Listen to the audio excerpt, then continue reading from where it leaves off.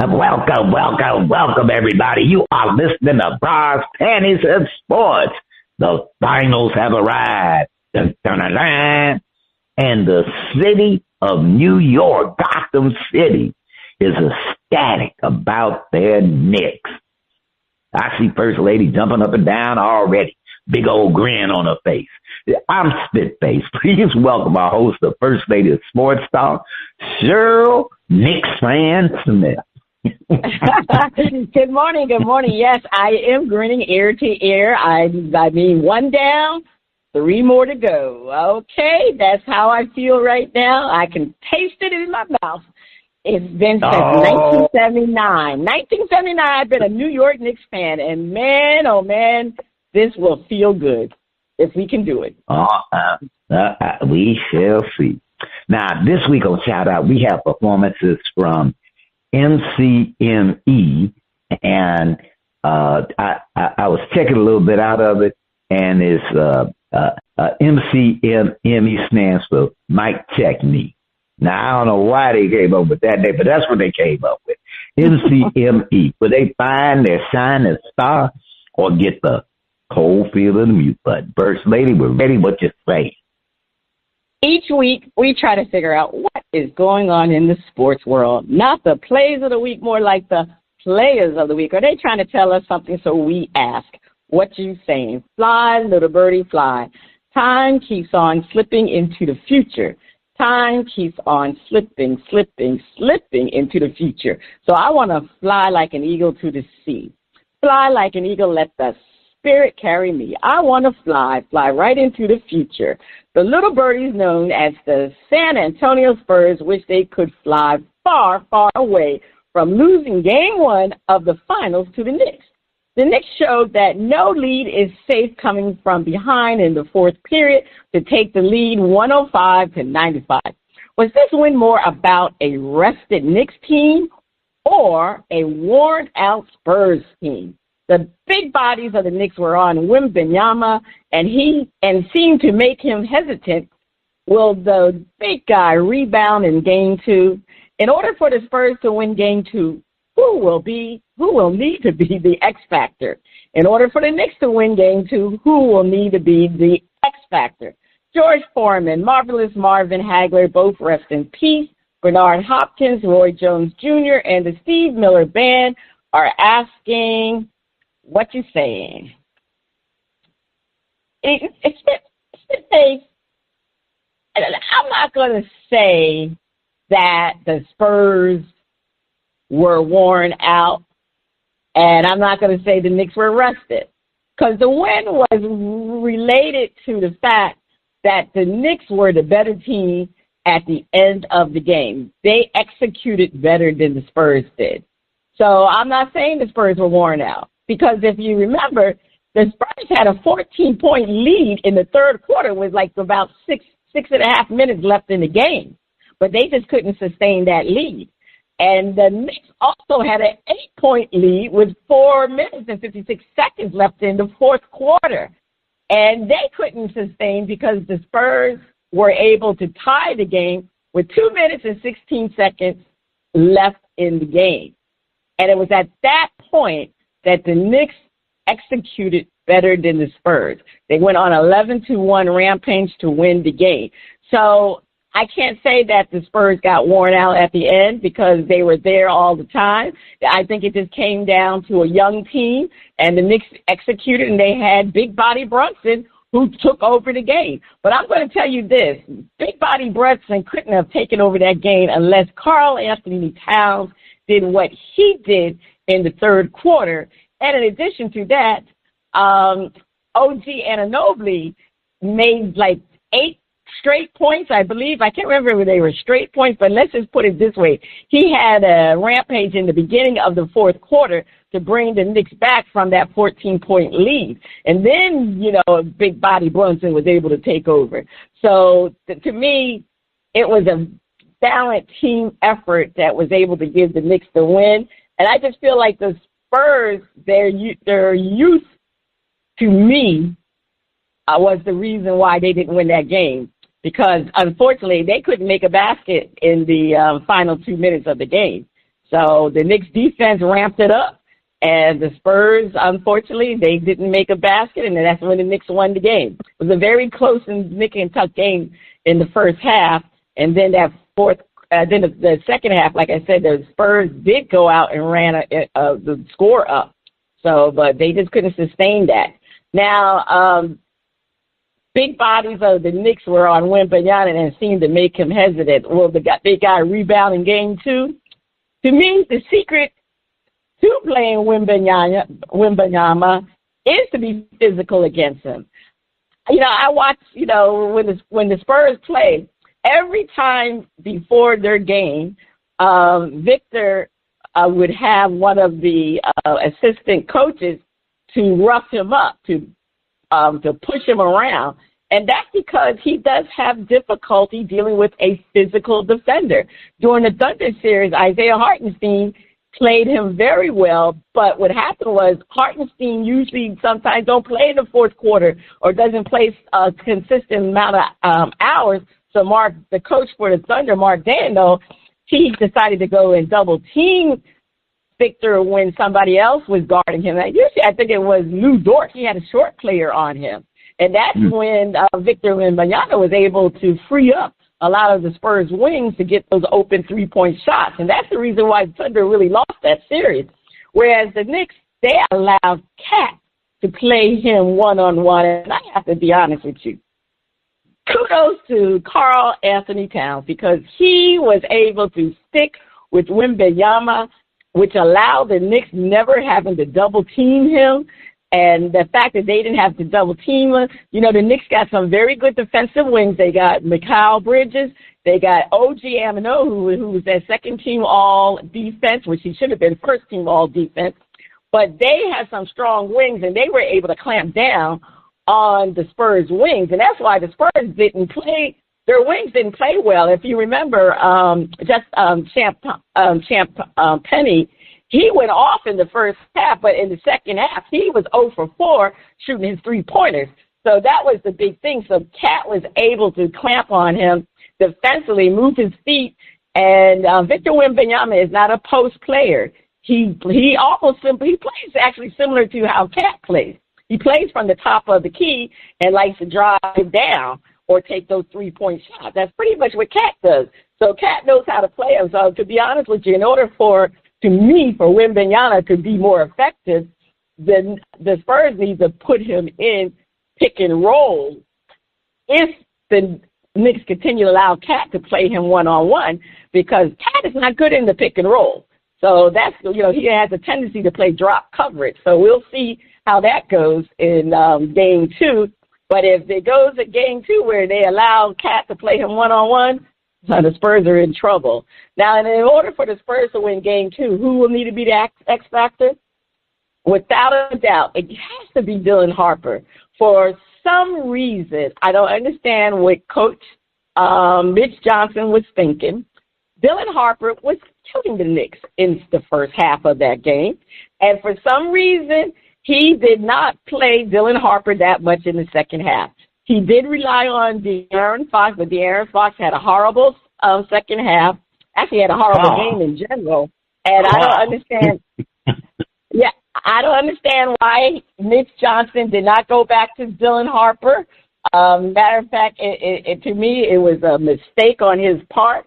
We know Harper is a rookie, but he's very mature for his age, and he doesn't seem like he plays like a rookie. In order for the Spurs to win game 2, Mitch Johnson is going to have to allow that rookie to play. So that means either Fox's minutes will be reduced or Champagne's minutes will be reduced.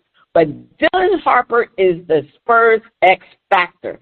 The Knicks really do not have somebody that can guard him, even though he is a wing, but he's a big wing. He's a strong wing. I mean, OG probably could guard him, but he seems to be a little bit quicker than OG. So that's why he was getting free for a lot of those points that he had, and he actually just took a lot of the Knicks wings right down into the paint and just shot over them. So Mitch Johnson, to me, made the biggest mistake when it came to Dylan Harper. So we'll see how that goes. Now, in order for the Knicks to win game 2, who will need to be X factor? is going to be for the Knicks to win this series. It's all about Karl Anthony Towns, the big bodega cat. If he continues to respectfully make it difficult for Wemby offensively, it would be to the Knicks' advantage because the Knicks would not have to double team, as I explained before. And the other thing, Wemby can't guard Cat. Everybody said that's the defensive player of the year, but he didn't look like the defensive player of the year guarding Cat. Cat was going around and blew by him multiple times during the game. He scored 18 points. But, he could have scored more, but Brunson and OG took over in the fourth quarter. So the question is, because Wemby has to respect Cat as an offensive player, that puts a lot of pressure on him to guard Cat, and that's going to take away from him offensively because maybe he is tired. Everybody say he seems like he gets worn out very easily, I guess because he's a big man. But, the fact that he has to concentrate on Cat, that's different because Cat can go to the paint and Cat can shoot outside. So it's about how Karl Anthony Towns plays. If he can do what he did in game one, it's going to be it's a deal breaker for me for this series. And if they decide to take Wemby off of Cat and put somebody else on, who they going to put on Cat? Because the only other players they have are like 6'7". The Spurs have Wemby as the tall player, but all the players that play around him are small. They're all wings. They're all 6'7", 6'5", 6'4" guards, basically. So, if they're going to go to a dual lineup with Cat and, I forgot their other center. I don't think they've really played with a dual lineup before. So we'll see. But to me, Cat definitely is the X factor for the Knicks. All right, Spitface, who do you have as your X factor? First Lady, I got to go with your X factors, Harper and the Cat Man. And, one thing, I'm looking at the Spurs and I'm going young team versus experience. And the Knicks got a lot of experience. And the Knicks, one thing about the Eastern Conference teams, which teams do you think are going to have the defense is going to be the Eastern Conference teams. Because, and right now, the Knicks are the beast of the East. They beat up everybody else. And they did not just beat up everybody. They beat up everybody else convincingly, and James Harden. But and Nets, I'm so glad y'all didn't go out and try to get Harden to be on your team. You did not need that sucker, So kudos to y'all for that, not making a bad decision. But I do think that Wembanyama was kind of worn out toward the end of the game, and he was worn out because Cat was wearing his ass out. And, you look at Wemby and you go, you could see that the future is bright. And he's still, this is just his third season, he still hasn't gotten the conditioning to where he could, the big men and everybody looking at him, put that big man on him. And body him up. And so it's going to be a minute, for him to physically develop some more. And it's just like, my God, once he does that, you kind of looking at Hakeem Olajuwon and all them other folks, who, okay, yeah, I was a little skinny guy, but now I'm built up. So, yeah, because he sure remind me of Hakeem the Dream Olajuwon. But right now, the Cat Man got his number. And if they don't figure out something or how they're going to deal with that, then the Cat Man won't be the X factor. He'll be the A team. He'll be the A team. and they got to do something about that. So the Spurs, y'all got a task. So that game one was a wake up call. It was okay. You made it, but it ain't over. And you playing a team that's favored, and this is not the Thunder. This is not the Thunder. This is the Knicks. And so you got some rough riders who play a top-notch defense and brutalize some scores. So Spurs, you're going to have to step up or you're going to be X'd out. That's what I'm saying, First Lady. Yeah, to be honest with you, this is a must-win. It is a must-win for the Spurs because if they lose this game, the Knicks are like sharks in an ocean when they can taste blood because the way they have been playing, they have pounced on teams when they get up 0-2 and they would sweep them very quickly. So yes, I think this is a must-win, but we will see. I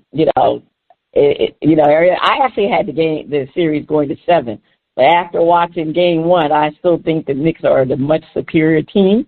So it could go 5 or 6, but if the Spurs lose game 2, it's a wrap. All right, Spitface, over to you. Oh, hey, we talking about breaking out brooms. Don't call it a comeback. I've been here for years, rocking my tears and putting suckers to fear, making the tears rain down like a monsoon. Listen to the bass go, boom. Explosion overpowering over the competition. I'm powered. Wrecking shop, but I drop these lyrics that'll make you call the cops. Don't you dare stare, you better move. Don't ever compare me to the rest that all get sliced and diced. Competition paying the price. I'm gonna knock you out. Mama said knock you out. We are talking about the knockout punch to cities, hotels, and the tourist industries, seeing a record drop off in bookings for the World Cup. Many foreign attendees are citing the concern they might be bothered by ICE. Others are saying the insults by President Trump of their countries doesn't make them feel welcome.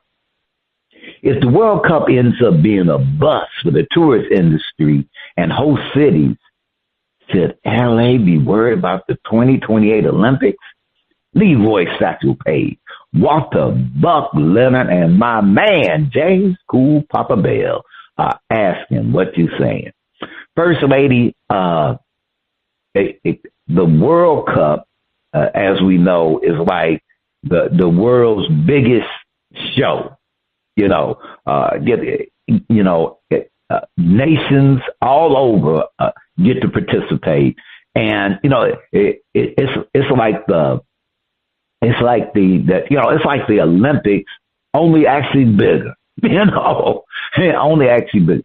And I can understand foreigners feeling like, do I want to come to the United States? Like they might have dreamed about, I'm going to go to a World Cup, the United States. But I can understand who many of the fans come from, South America, come from the Americas, and the way they've been, quote, treated, and how this administration has kind of portrayed them has really been kind of insulting. Like, okay, yeah, you're not the United States, but that don't mean that your country ain't got brilliance and hard workers and committed people and stuff. And then and we know how he feels about the African-oriented countries. I won't say the words, but we know. And why do I want to come and play? In a place where I feel I'm going to be disrespected. Well, not just that. Why do I want to come visit? First Lady, we done pissed off the Canadians. The Canadian. How do you piss off a Canadian? I mean, you got to go out your way. You got to find, even they done cut. They said, but we'll just stay up in Canada. Whole little Las Vegas going, we'll get a bunch of money from this Canuck. They was coming down here gambling their butts off. But no, well, we want to put up tariffs and fight them and do, and talk about making it, and the world is listening. And I'm sure that there are many people around the globe who go, y'all made a bad deal with that president thing, but they still look at the United States as the people of the United States as good people, a great country. But man, if the World Cup ends up being a bust for the tourist industry, LA got to be worried about the 2028 Olympics. They got to be worried.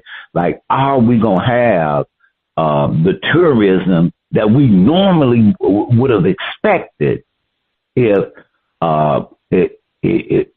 the world wasn't being insulted by us? So, I'm going Karen Bass, Mayor Bass. Ooh, you might have your hands, full. And the U.S. and the Olympic Committee, y'all might have your hands full. So if the World Cup, ends up as far as tourism is off, LA got to be worried. They got to be worried. First Lady, think LA got to worry about that 2028 Olympics. Well, yeah, of course they got to worry about the 2020 Olympics.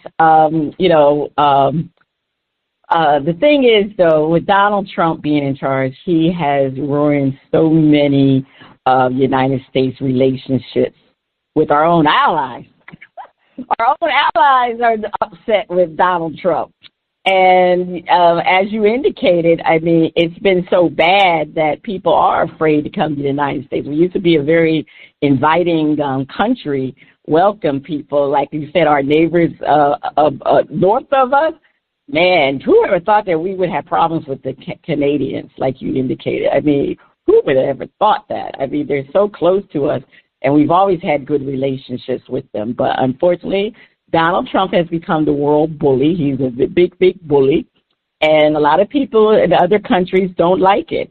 So when they look at Donald Trump, they look at basically the United States because he is in charge of the United States, and he is ruining our reputation around the countries.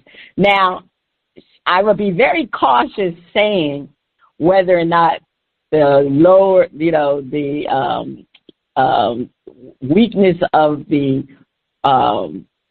reservations for hotels and all the things as a direct indication for the Olympics, the 2028 Olympics, because it's a little bit different. The World Cup is spread out through major cities in it's not just in one area, it's in all different cities. So the Olympics is different because the Olympics is concentrated in the LA area, whereas the World Cup is in multiple cities. It's in New York. I think they're in Miami. I have to double check that, but they're in various different cities where these games are going to be played. So that's a good thing for LA. They also said that the Olympics actually attract a much broader type of audience, and it's going to attract different type of sponsorship. The Olympics is a longer event than the World Cup. So, that makes a big difference. So far, basically what they have been saying why the World Cup is,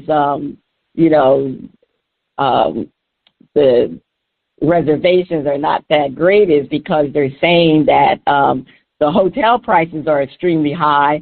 The FIBA, they block a lot of rooms. FIBA actually blocks a lot of rooms. So in order for reservations to become available, travelers have to wait so close to the event in order to book their reservations. So that has definitely cause major, major issues. So, but you can also bet that is also an issue with some of the policies that Donald Trump has implemented that people are concerned about. You know, you can say that the 2026 World Cup could be a test run for the 2028 Olympics. But I really think that, to me, the problems are, you know, you got the visa delays, the travel costs. Yeah, I think immigration enforcement is an issue. I mean, to me, immigration enforcement is more of an issue within the United States, because those people who like to root for their different countries like to go to the games. I don't think it's an issue of people coming into the United States. I think it's more of an issue of people who are already here trying to get those tickets, being afraid of ICE. So I think, you know, we shall see. Again, for the Olympics, you know, to me, the biggest thing is going to be whether or not it's going to be more Americans showing up or more international people showing up. So, you know, they definitely tend to come for international. The question is, you want more Americans to go to the Olympics, but we will see. But so far, you know, I can't really say that it's going to be a struggle for the Olympics. You know, we're talking about that 2 years down the road. We don't know what the world climate is going to be in 2 years. But so far, you know, unfortunately, it is a very low showing. But like I said, I think it's more because of travel and hotel bookings issue more so than people not wanting to go to the World Cup, because the World Cup is, you know, especially in the Spanish countries, that's a big thing. That's a big thing because, you know, a lot of the Spanish companies have great soccer teams. So, I mean, it is a big thing. So we shall see. That's all I'm saying, Spitface. We shall see. And one thing, as you said about the Olympics, is you're going to have more people from the citizens of the U.S. attending. And now, even if the foreign visitors are down, people from around the country want to attend an Olympics. So that might get them a little bit of a saving grace. All right, First Lady, you have the last word. Please take us to break. Stay tuned. Up next, we have a performance from MCME on Shout Out Part 1.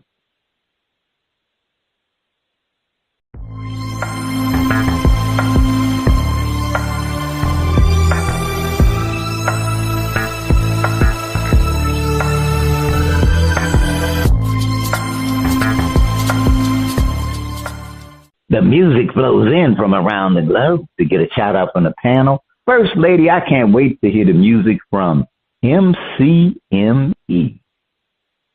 On Shout Out, we feature new independent artists who are looking to find their shining star. If we like what we hear, we'll give the track a shout out. If we don't like it, we hit the mute. We are featuring music from MCME on their album Carp Diem. I might be pronouncing that wrong. They say MCME is a hip-hop duo comprised of Misa Del Il Civilian and Pete Benson. Both were born and raised in Philadelphia, PA. Now, I know darn well their mama didn't give them that name. But anyway, they bring a high-quality blend of soulful musicianship and thought-provoking lyrics.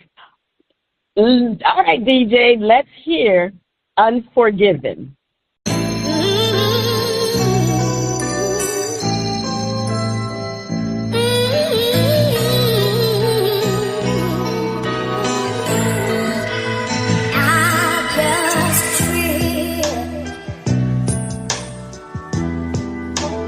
Piece of your broken heart. You're in my way.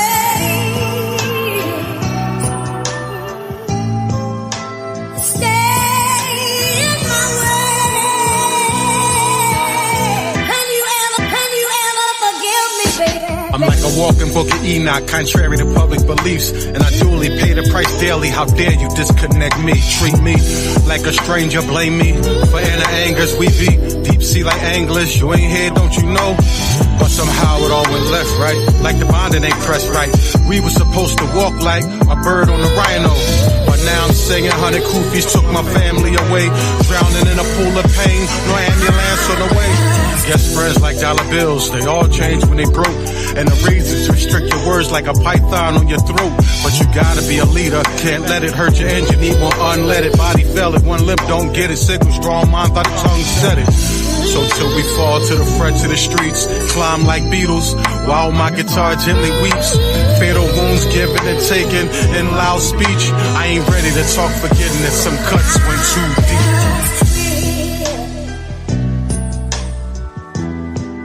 On a piece of your broken heart, you're in my way. Stay in my way. Can you ever forgive me, baby? They convicted me for breaking laws in the streets.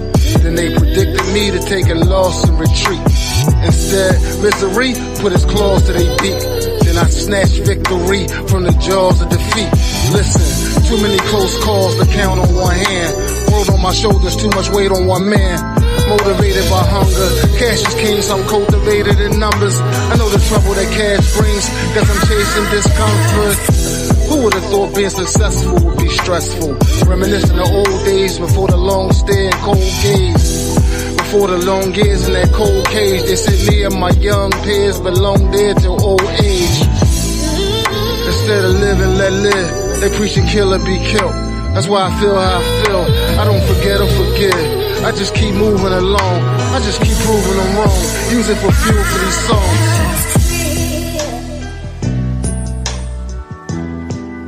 On a piece of your broken heart,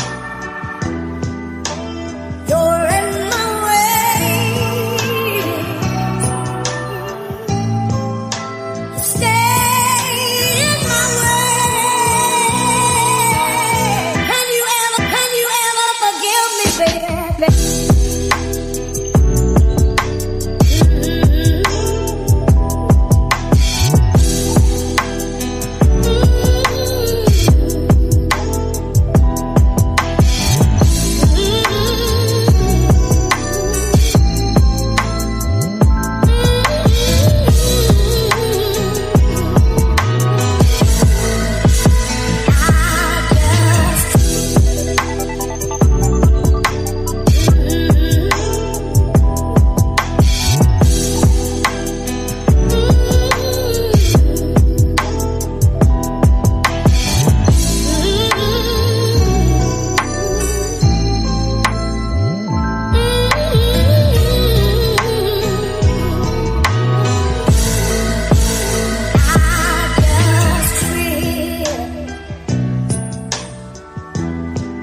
On a piece of your broken heart,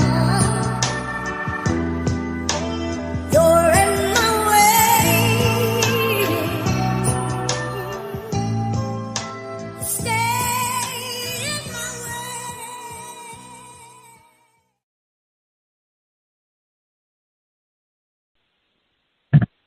Okay, all right. That was MCME. All right, you know what, Spitface? I'm gonna shout it out. I thought his rapping was very good. The singing, I love the person who was singing. That was I just like the combination of the both songs, the voice of whoever was singing, the female singer, and his rapping was on point. So I'm shouting it out. You shouting it out, or you gonna hit the mute button? I'm going to give it a shout out. It was kind of took me back to the 70s. Reminded me of a 70s song. But I like I said, they mixed everything well. And the singer, I'd like to hear a little bit more of her. But maybe we will. All right. On part 2 of Shout Out, we'll feature another performance from MCME.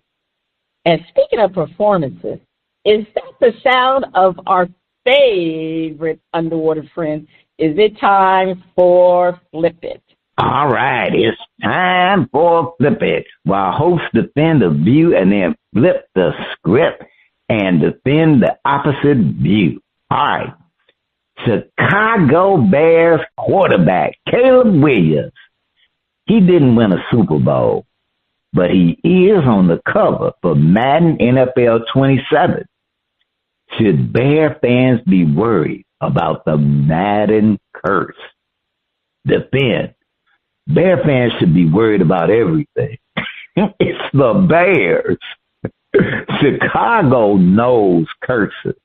First Lady, I'm not typically a superstitious type of person, but I have seen some, things get pulled out of that bag and some hoodoo voodoo that then had some folks, dizzled and dazzled.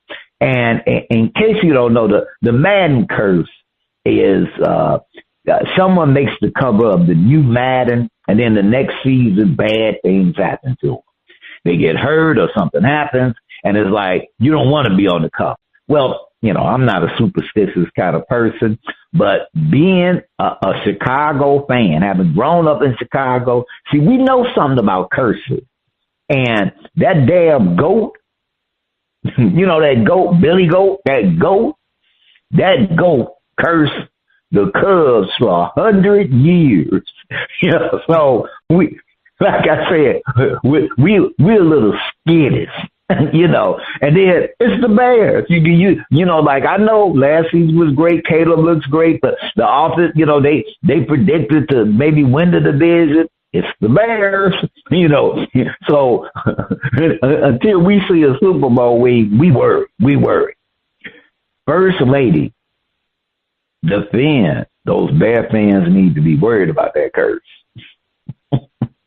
The Madden curse is a sports superstition and a real predictive phenomenon. But, there's been famous examples, though, of that Madden curse.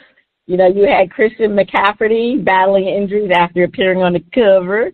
Saquon Barkley experienced a major significant drop statistically in his game after he appeared on the cover. And Dante Culpepper suffered a major injury. He never was the same after he appeared on that cover. So the season he suffered an injury. So it's a thing to be concerned of.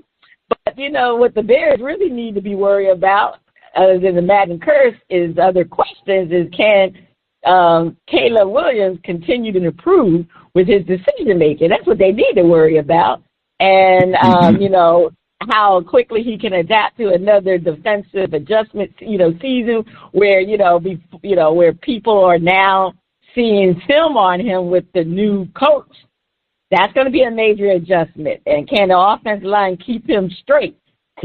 What they need to do with the offensive line, and is Ben Johnson going to be able to continue to maximize his talent? So that's what the Chicago Bear fans need to be more concerned about, whether or not how their team plays, than that Madden curse and Madden being on the Madden cover. So that's, to me, what they need to be concerned about. They don't need to be concerned about that cover. That's only a superstition. That's all it is. All right. It's a superstition. That's all it is. Well, this is Flip It, so we have to flip the script, and Bear fans do not need to worry about the Madden curse. You don't need to worry about it. Nobody getting cursed around here. I checked with Miss Cleo, and she looked into her ball and said, no, not a problem. But I think what the Bears I don't need to worry about is that Vikings defense and Micah Parsons. That's what they got to worry about, making sure that they can keep Caleb upright, because that Viking defense is for real. And Green Bay defense ain't no joke. And the Detroit defense ain't no joke. So there are lots of things for Bear fans to be worried about, but it ain't the Madden curse. First Lady defend. I mean, if I were the Bears fan, I view Caleb Williams being on the cover of Madden as a positive sign. The fact that he became the first Bears player ever chosen for the Madden cover. That to me says more about how he is highly regarded, and a view of him than a bit about being a curse.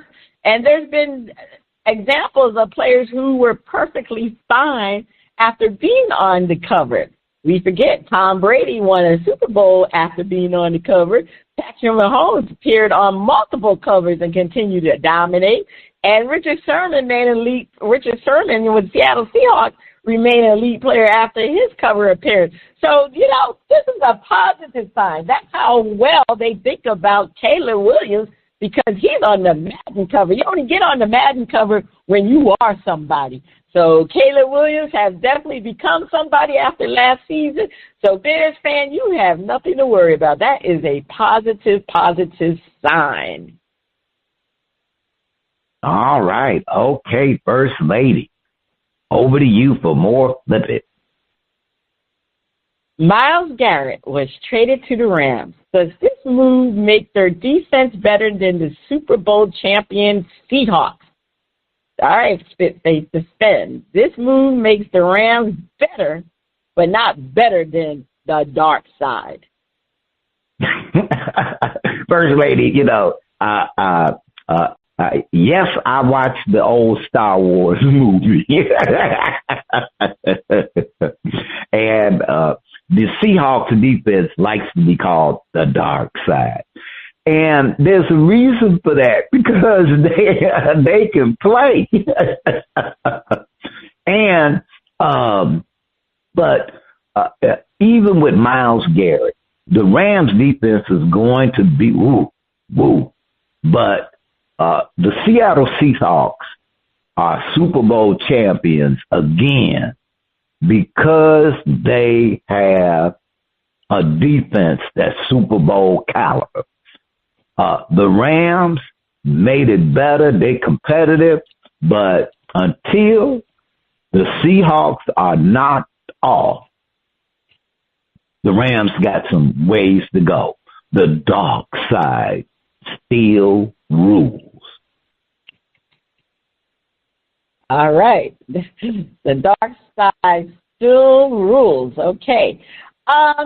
Let's just put it this way. I mean, yes, if Garrett goes on the Rams, it'll make their defense better, but it's not going to make it better than the Seattle Seahawks, because the Seattle Seahawks has a deeper overall defense. That's the important thing. Their defense overall is better than the Rams. I mean, they have pass rushing that, I mean, obviously Myles Garrett is a good defensive pass rusher, but he's only one person. The Seattle still has a great secondary. It's not all about sacks. That's what Myles Garrett does. He does sacks. But the Seahawks have built their defense to be more complete from the front to the back. That's the big difference. That Seattle secondary is a much greater advantage to the Seahawks than what the Rams have. They force interceptions. They eliminate explosive plays. The linebacker group for the Seattle is so much better too. So I mean, it's about the overall defense that the Seattle Seahawks present compared to just having Myles Garrett to be able to sack the quarterback. I mean, it's going to be good for the Rams, but I'm sorry, that Seahawks defense, you're right, it is the dark side, because when you get into there, it's like being in the abyss. you're going to get eaten up, swallowed up. So there is no consideration regarding that defense. That is a better defense. All right, let's flip it. Myles Garrett is a future Hall of Famer and instantly turns an already great Rams defense into Jedi Warriors defense. The Rams will probably become better than the Seahawks, Seattle on paper. Defense, Spitface. Well, one thing, the dark side, that is an awesome defense. It is an awesome defense. But the Rams defense was I'll just say, a step below them, and bringing Myles Garrett on actually makes them, gives them, the Rams decided being a step above the dark side. And Myles is hungry. He is hungry. He has played for that Cleveland team and you know, laid it out there to be one of the top defensive players and, given that organization. And now he's going to be a Rams team that got help and got a real offense. Oh, sucky. The Rams about to get it on, you know. I'm going Darth Vader may not have a shot with them Rams and Myles Garrett. And I'm going to go Sam Darnold. You don't want to be looking at Myles over here licking his chops. And the person who's happiest about the trade, First Lady, the person who's happiest, you'd think it'd be Myles Garrett. You'd think it'd be, the Rams coach. But really the person who's the most happy that Myles Garrett got traded is Joe Burrow. Joe Burrow is like, thank you. Got him out of my division. That's what I'm saying, First Lady. What you said, Joe Burrow is the grand winner. I mean, the thing is, with the Rams, probably with Myles Garrett, it has made the Rams defense. Like you said, it was already a great defense. But the thing is, now Garrett is going to require a double team on nearly every snap. So that's going to allow the Rams secondary to benefit from quarterbacks having less time to throw. You know, and the thing is, Seattle definitely has proved defensively, but the Garrett-led Rams defense, to me, would have a higher ceiling than the Seattle. We already know what Seattle has done. We understand what the Seattle defense, they do got a total team defense, but bringing on Garrett, to me, would put the Rams defense above the Seattle defense, because having that edge rusher to be able to attack that quarterback is still elite. It makes a defense more elite than a total overall defense. Because if you can get that quarterback to have less time to throw, that's all you need to help you with your overall defense. It's going to make the Rams secondary much more stronger, even though they had to get rid of Jared Verse. But that's okay. They got other players back there that will benefit from having Myles Garrett, because they will be able to control that secondary now that Myles Garrett is there to rush and to possibly sack that quarterback, or to make it very difficult for that quarterback to throw that football up to the secondary. So it's a big thing. Yeah, I'm definitely going to say the Rams defense has benefited, and it will be more elite than the Seattle. Now, they both are good, but I just give the Rams a little bit more edge. All right, Spitface, please take us to break. All right, on the other side of the break, we have another performance from MCME on Shout Out Part 2. Please keep your ears glued to those speakers.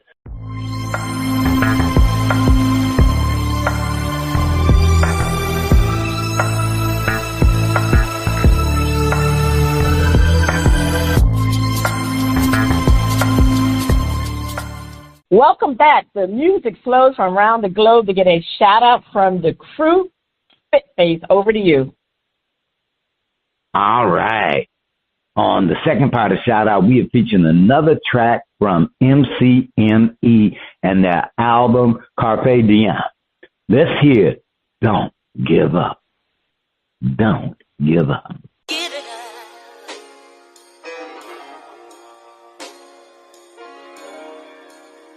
So hard to do. I said I've tried. I tried.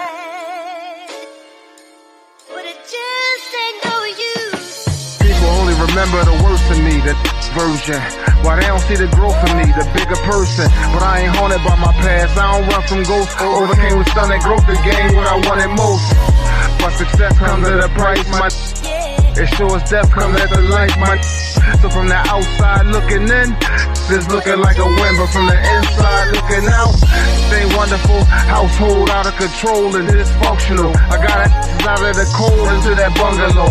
All the while out on parole with cops out on patrol. I'm uncomfortable, cause my every move is punishable by law. If I fall, long drop from the top from where I crawl. Just call it how I see it, just telling you what I saw. Now my attitude is kiss my go yourself, cause I could do bad by myself.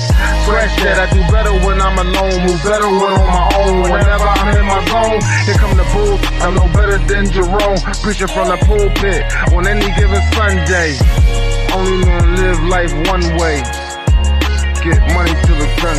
How can you relate if you ain't going through nothing similar? Teach between right and wrong and still have your view skewed to sinister or skewed like percentages of economic classes. They don't hear your opinions, said you looking through shot glasses. Brookman on the grill of the Beamer, I'm bringing good times. Hairline just like James Evans, stress on the front line. Treat somebody, treat you and get labeled the weirdo. So I took off the suit, I'm back to flannels and steel toes. Never shied away from a fight, so I'm called to say this. Be careful, you dealing with men that ain't never been plaintiff. So until I'm spoken of in the past tense, I'm still in Cold Township, trying to get a piece of that fence.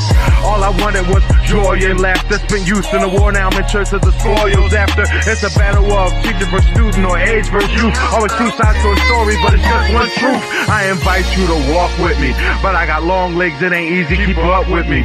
If my art's eccentric, the centerpiece lay with me. Shoulder to shoulder, come pray with me. Just please don't let the movement die with me. If I'm a victim of my own teachings, ask Malcolm, where is Elijah? Is Lewis done speaking? Rides in the cab with Mumia, do you see freedom for me? Too used to dealing with grievances, don't see grievance for me. But since you judging, please adjudicate the story for me. Tell them preachers in prisons, it ain't no healing for me.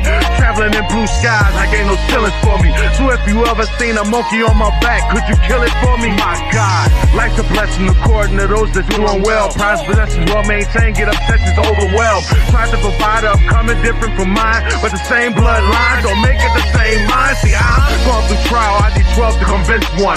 That's just wishful thinking, that's why most of us just run. In the event I did quit, could you blame me? As an artist, I fight to save the party like Liz Cheney. I don't sit and sit with just anybody. I'm wishing you the best out there, watch your body. For those all disgruntled, take your time, cause when I cut them off, it's all wins like no ties. All right. That was Don't Give Up. First Lady, what's the verdict? I'm going to shout it out. I'm definitely going to shout it out. I think he has very good rapping skills. The song is produced well. The production, everything about it, I'm going to shout it out. Very good lyrics. Lyricist as a rapper. I put it like this. I got to give a brother props because he was able to put Liz Cheney in a song, in a rap song. So I go, Liz Cheney? I go, okay, brother, you got it going on. Yeah, I'm shouting out. That is in a shout out for this week. You can check out MCME, Mic Check Me, on the Old Grumpy Radio Network. If you'd like to be heard or have any comments, please send your emails and tracks to talent@oldgrumpyradio.com. First Lady, over to you. It's time for the hardware picks. We're starting off with game 2 of the Knicks versus Spurs in the finals. I don't know. These production assistants, we still do not have the picks. They're coming. I guess they just got a little hiccups. You know, things are getting a little bit difficult for them. But anyway, I'm gonna have to get on the spit face. We're gonna have it next week. We definitely gonna have it next week. All right, so let's get to this week's picks. Winners, losers were 75 million points. Knicks versus the Spurs. All right, Steve, I'll start it off. I'm going with my Knicks. I'm sorry, I just got to go with my Knicks. All right, we'll get everybody else's results. Busy Man, Kevin Kev, all right, spit face, who do you have? I'm going with them Spurs. It's do or die. They got to win this game, or they looking at sweep. All right. Over, under, push. These are worth 25 million points. Wimbenyama, 23 points. Spit face. Over, under, or push? I'm going over. I'm going over with also. Wimbenyama, 5 rebounds. Over, 5 rebounds. I'm going with over. Spit face. I'm going with the over. Wimbenyama, 3 blocks. Spit face. I'm going with the over. All right, I'm going with under. Jalen Brunson, 28 points. Oh, this one's a toughie. He had 30 points and he didn't shoot well at all. So I'm going to go with over. Spit face? I'm going with under. Okay. Jalen Brunson, 5 assists. Spit face. I'm going over. All right, I went with over also. It's all about Jalen Brunson. Jalen Brunson, 4 3-point shots made. I'm going with under. Spit face. I'm going with push. Okay. Knicks, 117 points. Spit face. Under. I have under. Spurs, 115 points. I have under. Spit face. Under. Yeah, I think it's going to be under. All right. So we shall see how we did. And as I indicated to you, these girls, these assistants, we're going to have to get these picks together. So we'll see how it goes. All right. All right, Spitface, what is your top story to watch this week? The return of Serena Williams. Yes. She is coming back. She's coming back as doubles with the young lady from Canada, Boca. She and her will be playing. I forgot the name of the tournament. It's not a majors tournament, but it's a regional one. So, yes, she and Boca will be teaming together. My top story to watch. She finished up with that Ozempic. Now she want to come back. Yeah, well, she was overweight and out of shape. That's why she couldn't play anymore. She needed him to get, reduced it. So that's why she's coming back, like you said. Well, no, she was not on. She was on road. She wasn't on Ozempic. She was on road. Let's get it right. But no, my top story to watch is about whether or not who will win Game 2. Because the question is, if the Knicks win Game 2, it's pretty much over. It's over. All right. Check out our current and previous episodes at Bras, Panties, and Sports.com. This is Cheryl Smith, the First Lady of Sports Talk, and Spitface. You have been listening to Bras, Panties, and Sports. See you next week.